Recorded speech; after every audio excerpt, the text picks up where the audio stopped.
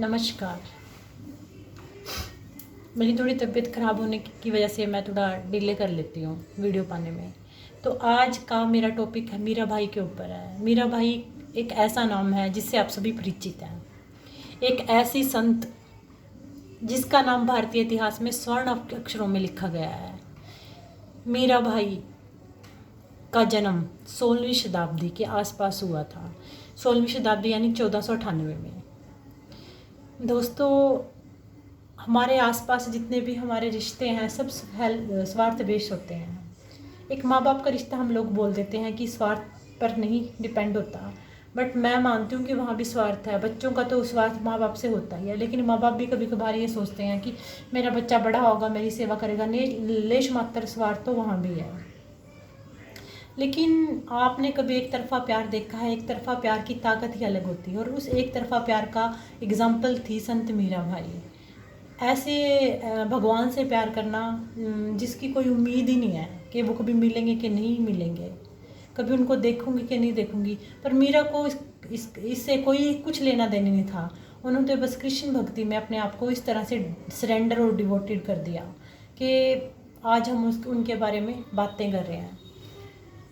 कहते हैं कि मीरा भाई जब 3 वर्ष की थी तो उनके घर एक साधु बाबा आए थे। उन्होंने कृष्ण भगवान की प्रतिमा उनको दी थी। तब से ही वो उस प्रतिमा के प्रति अट्रैक्ट हो गई है। ये भी बोला जाता है कि उनके घर के सामने से एक बार बारात निकल रही थी, तो उन्होंने अपनी माँ से पूछा कि ये कौन है। कह रहे हैं कि बारात, ये दूल्हा दुल्हन है। मेरा दूल्हा कहाँ है? तो माँ ने बोला कि तेरा दूल्हा कृष्ण है। कहते हैं कि उस बात को मीरा ने तमाम उम्र गांठ बांध लिया और श्री कृष्ण को पति रूप में तमाम उम्र मान लिया। 8 वर्ष की उम्र में ही उनकी शादी मेवाड़ के राणा सांगा के बेटे से तय हुई थी, रतन सिंह से। लेकिन मीरा ने शादी करने के लिए तैयार नहीं थी। उन्होंने खूब वो करा, लेकिन पेरेंट्स कहाँ मानते हैं। उन्होंने शादी कर दी। मीरा भाई की टीचिंग्स के बारे में भी हम बात करेंगे। उनके ही पद की थोड़ी सी लाइनें ले लेती हूँ मैं। 1516 में उनकी शादी हुई थी। तो अकेले प्यार की और प्रेम जो है वो उसका जीता जागता उदाहरण थी मीरा भाई। हे रे मैं तो प्रेम दीवानी, मेरा दर्द ना कोई, घायल की गति घायल जाने और ना कोई। उनकी जो पोइट्री है बहुत अच्छी है। उसमें ज़्यादातर श्रृंगार रस का प्रयोग किया गया है और इस तरह से अपने आप को विरह में तड़पता हुआ दिखाया गया है। उसके बारे में मैं थोड़ा सा आपको नेक्स्ट वीडियो में बताऊंगी। तो आज इतना ही संत मीरा भाई के बारे में। चलते चलते स्वामी विवेकानंद।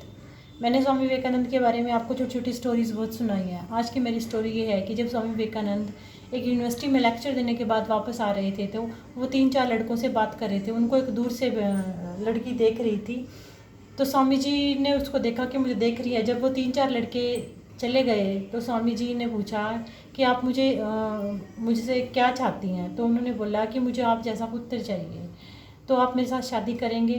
तो स्वामी जी ने बोला कि मेरे जैसा पुत्र चाहने के लिए शादी करने की क्या ज़रूरत है? आप मुझे पुत्र रूप में ही स्वीकार कर लीजिए। ये मैंने आपको शायद पिछले वीडियो में भी बताई है ये कहानी।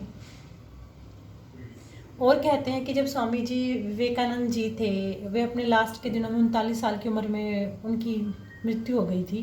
कहते हैं कि लास्ट के दिनों में उनको काफ़ी सारा जो बीमारियां लग गई थी काफ़ी सारे शरीर के अंदर। तो कहते हैं कि जब उनके आश्रम में किसी महिला का अंदर आना वर्जित था, तो कहते हैं कि जब उनकी माँ को पता चला तो उनकी माँ अंदर सेवा करने के लिए आ गई, लेकिन उन्होंने अपनी माँ को भी नहीं आने दिया। उन्होंने बोला कि रूल सबके लिए एक जैसे होते हैं, रूल तो रूल हैं, चाहे इसमें मैं हूँ चाहे कोई हूँ।